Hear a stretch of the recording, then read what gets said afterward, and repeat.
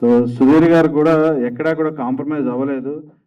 నేను ఇప్పటికి కూడా మొన్న కూడా ఏమంటే ఇంకొక సాంగ్ ఉంటే బాగుంటుందండి, ఇంకొక ఫైట్ ఉంటే బాగుంటుందండి, ఆయన కాంప్రమైజ్ అవ్వట్లేదు, సాటిస్ఫై అవ్వట్లేదు.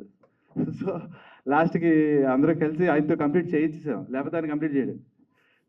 ఇంకా ఇంకా ఇంకా అంటే డబ్బులు పెట్టడానికి ఎక్కడ ఆలోచించారండి ఆయన. ఆ క్వాలిటీ కానీ దాని అవుట్పుట్ కానీ ఎక్కడ కూడా కాంప్రమైజ్ అవ్వకుండా అంత బాగా చేశారు. ఇంకా అజయ్ విన్సెంట్ గారు sir thank you so much, నన్ను చాలా బాగా అందంగా చూపించారు. నేను చాలా ఫ్రేమ్లో చాలా సర్ప్రైజ్ అయ్యాను, అబ్బా చాలా బాగా చూపిస్తున్నారు సార్ అని. ఎక్కడ కూడా ఎక్కడ డల్ అవ్వలేదు అసలు ఫ్రేమ్లో. So thank you so much sir. And producer Swathi గారు, ఈ సినిమాని ఆవిడైతే చెప్పాలంటే భుజాల మీద వేసుకుని తీసుకొచ్చారు.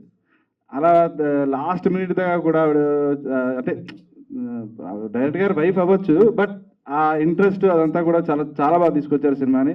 అండ్ వెంకట్ గారితో నేను వర్క్ చేయడం, నేను వెంకటన్న ఎప్పుడు మనం చిన్నప్పుడు అన్నయ్య సినిమా ఇవి చూసి అనుకునే వాళ్ళ, ఇప్పుడు ఆయనతో వర్క్ చేయడం అనేది చాలా బాగుంది. థ్యాంక్ యూ అన్న.